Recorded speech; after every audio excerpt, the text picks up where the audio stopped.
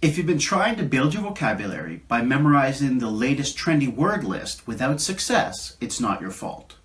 If you've been trying to expand your vocabulary but still can't say what you mean, it's not your fault. And if you have learned a few words but you're not confident enough to use them, it's not your fault. I say this because that's not how native English speakers learn vocabulary. They think about the grammar associated with the word. They think about other nouns that are related to the word that they see in sentences often. They think about the feeling they get when they hear the word, or the look on other people's faces from the feeling they get when they talk to people. They also think about synonyms that mean the same thing. And they think about people. Who's likely to say this word? They think about the face of the person saying this word, and all the other things associated with this word. So when they learn a word, it has a lot of context. I've built a 5-step vocabulary learning process that'll help you mirror the same way that native speakers learn language.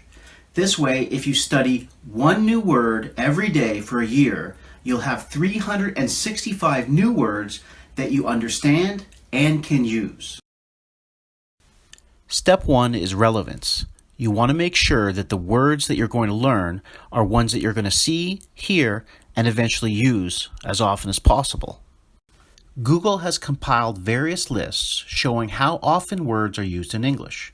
Select the word that is frequently used that you want to start using from any of these resources. Full links for this are in the video description. For this example, we are using the word grin from the 5,000 word list. To find a relevant word, I looked at Google's 5,000 word list. Grin is the 4,667th most used word in English. The word I want to learn is grin. Grin is a noun and a verb. It appeared 5,944 times in Google's search study. Therefore, the word grin is relevant and important enough to learn. Step 2, meaning. What is the meaning of grin in the dictionary? As a verb, it means smile broadly, especially in an unrestrained manner and with the mouth open, expressed with a broad smile. As a noun, it means a broad smile. Step number 3 is the context and relationships of the word. Find 8 simple sentences that contain the word you want to learn and use from the resources below or resources of your choice.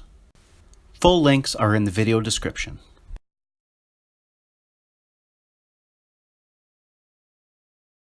Step 3 is find 8 example sentences using the word that you want to study. This will help you get some context for your word. The children grinned with pleasure when I gave them candy. He grinned with pride when the teacher gave him the award. Sam grinned at me when I arrived, so I knew I had won the election. Sheila got a wide grin when she saw her fiancé coming up the aisle. Greg had a mischievous grin on his face as he hid behind the door. We're happy to see you again, she said with a grin. I had so much fun in Rio that I had a big grin on my face all week. All the models had a fake grin on their face during the fashion show. Step 4. Create rules from the 8 sentences that you found. Look through the sentences and mark any similarities in the sentences.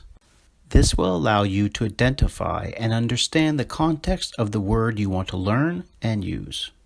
Your understanding will be much deeper than what you can learn from a dictionary or word list. Here are some of the many examples you can use to create rules from. Is this word positive, negative, or both? Is the sentence in the past, present, or future tense? Is it used with people, animals, or objects? Do you see the same words used in many sentences? Is the object in the sentence the same in any way? Is the subject in the sentence the same in any way? Is an amount of time used in the sentences? Is the sentence an action or a reaction to something? The first thing I noticed when I looked at the 8 sentences was that there's a lot of words that are very positive and very negative. So I created the first rule. Rule number 1, highly positive or negative words. In the 8 sentences, I've highlighted the positive and negative words in black: pleasure, candy, pride, award, won, fiancé, mischievous, happy, fun, and fake. The second thing that I noticed is that the word is used as a verb and as a noun. Although many words have a verb and a noun meaning, they're not usually used both ways. This word is used 3 times as a verb and 5 times as a noun, which tells me that this word is used as both a verb and a noun. I've highlighted the nouns and verbs in the 8 sentences.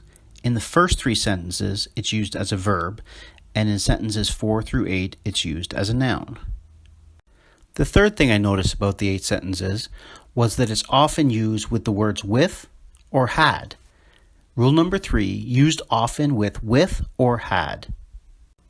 I've highlighted the words with and had in red. With appears in sentences 1, 2, and 6, and had appears in sentences 5, 7, and 8. The fourth thing that I noticed was that when somebody grinned, it was always during or after an event, so it was a reaction to something. I've highlighted in orange the cause of the event that causes the person to grin. In sentence number 1, I gave them candy, so the children grinned. In sentence number 2, the teacher gave him an award, so he grinned with pride. In sentence number 3, Sam grinned because he had the knowledge that I had won, and he grinned when I arrived. In sentence number 4, Sheila saw her fiancé, so she grinned. In sentence number 5, Greg hid behind the door, and he grinned.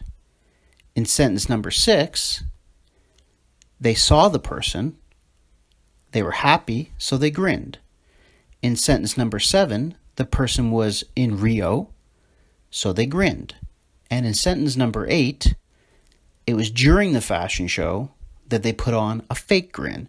So all of these grins are reactions quickly after an event happened. The fifth thing that I noticed was the grin is caused by a person most of the time. I've highlighted in purple the person or people that caused the grin. In sentence number 1, I caused the grin. In sentence number 2, the teacher caused the grin. In sentence number 3, I had caused the grin by winning the election. In sentence number 4, her fiancé caused the grin. In sentence number 5, Greg caused the grin because he hid behind the door. In sentence number 6, you, the people that they saw, caused the grin. In sentence number 7, it's not a person. In sentence number 8, the models caused a grin by faking the grin, or the expectation of the crowd caused the grin. Here are the 5 rules that show the context of the word grin. Number 1, highly positive or negative words are used with it. Number 2, used as a noun or a verb. Number 3, used often with or had. Number 4, used during or shortly after an event. And number 5, the grin was caused by a person. Step number 5, create your own definition. Using the rules and the dictionary definition, try to create a more accurate and usable definition. If you can't, a point form list is fine, as you see below. Here is the new definition that represents how the word is used in the culture. Grin, a big smile with the mouth open as a reaction to someone's action during or shortly after an event. Grin is mainly used as a noun or verb, is expressed with or had, and often appears in sentences with highly positive or negative words. Now when you go to use the word grin, you're going to know that you can use it as a noun or a verb. You should express it with or had. He did something with a grin. She had a grin. You should use it with some very negative or very positive word, such as mischievous, fake, pleasure, pride. Certain words are going to trigger it when somebody sees something, somebody gives something nice, somebody arrives that's very special. And it should happen immediately after some kind of event or during an event, when something's happening, as something's happening, or during an event. So now that you're confident in what you know about this word and how to use it, you should be able to use it whenever you want. Now that you've studied the word and you truly understand how it works and how it's used in the culture, you'll be able to use it with confidence as often as you please. If you have any questions about this video, please contact me. The information's in the description. And please subscribe, give it a like, and please put the reminder bell on. Thank you, and have a good day.